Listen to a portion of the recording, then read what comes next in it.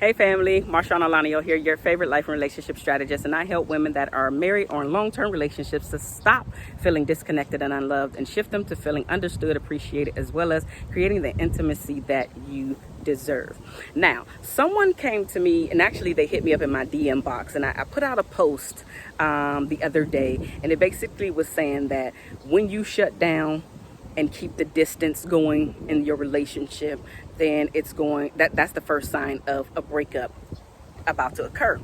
And so somebody hit me up in my DM and was like, well, what if he shut down first, and what if he's pushing me away? What do I actually do? Do I go and speak to him? Or I kind of heard the attitude, which is why I'm doing that. Okay. The response that I gave to her is the response that I want to give to you, because maybe some of you out there are thinking the same thing. What if he or she shut down first? Now, how do I respond? Do I actually go and speak to him? What if I tried to speak to him before, or her? What if I tried to speak to them before and they just keep shutting down, or they keep shutting me out?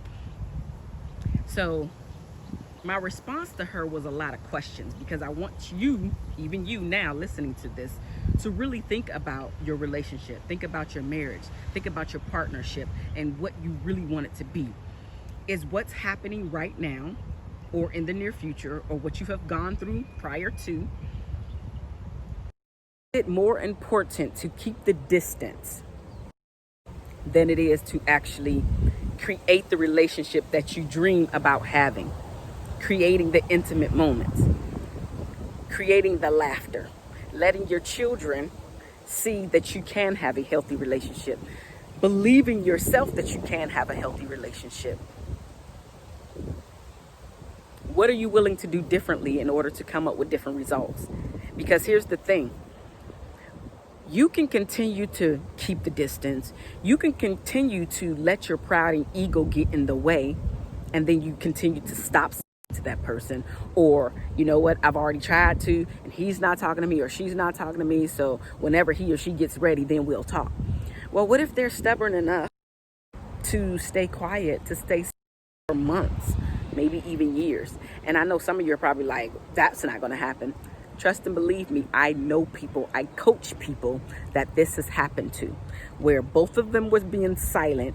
It started with one person, but now both of them are being silent. And now months have gone by, even a year has gone by without them talking, conversing, no sex. It's just distance. And the more distance you allow to come into your relationship, the harder it is for you to speak to one another, the harder it is for you to come back together. Now, can you guys come back together? Absolutely. But it's tougher the longer you allow the distance to be right there, to stay in that toxic environment, to stay emotionally abusive to one another, because after a period of time, it becomes emotionally abusive to both of you. And I know a lot of people are not going to look at it that way. That is not going to be a popular opinion, but I don't care. That's exactly what it is. It's emotionally abusive. After a while, you're just shutting down, shutting each other out, and then you wonder why you're starting to live different lives. Another question that I ask is the relationship worth saving? Is the relationship worth saving? I mean, do you guys have more good times than you have bad times? Another thing just to think about. Is he or she worth me, as in you, being the one to relent? Is he or she worth it? Really, really think about it. Not just this moment that's happening, but is he or she really worth you relenting and saying, you know what, I need to go try one more time, or I need to break the silence and try the first time around? Is it worth you two not becoming distant memories of one another? Again, keeping the distance. Keep the distance. As long as somebody is shut and one of you are not trying to come back together, it's a bad sign. It's a bad sign. And whenever your emotional needs are not being met, you will at some point go outside of your relationship. That's just the reality of it, because we all need the connection. We all need that connection.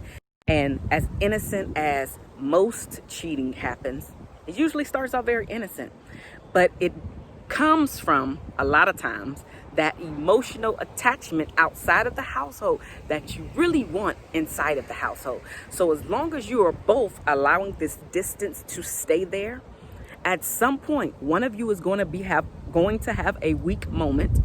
It could be both of you, but at least one is going to have a weak moment, and it may stay on forever, leading toward a divorce, leading to a breakup, because both of you were so stubborn in that relationship when all you had to do is just speak to one another, communicate to one another. And I know that that's very cliche. Communication is the key, but it is. It is. You have to open up. You have to share. You have to verbalize.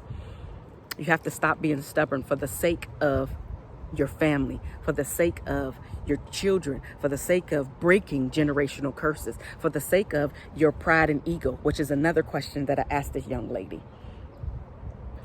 Is it worth you not allowing your pride and ego to take over and stay there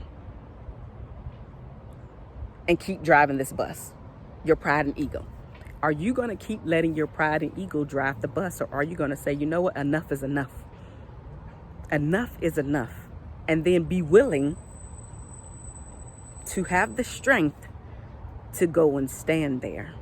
And I mean literally stand there until he or she is ready to talk.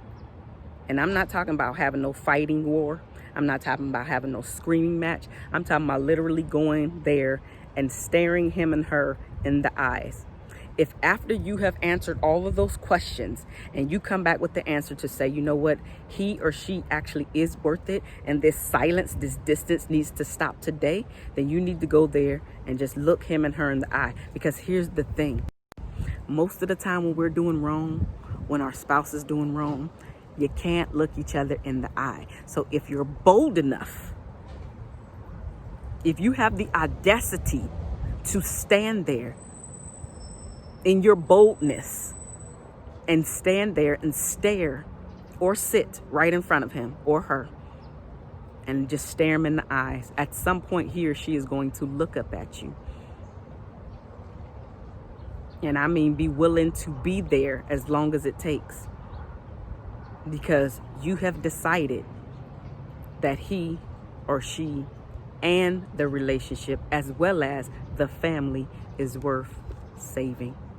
Now, if you need some help, you know who I am, Marshauno, your favorite life and relationship strategist. And I want to help you get unstuck so you can stop being stuck and move you to freeness, happiness, joy, excitement in your marriage, in your relationship.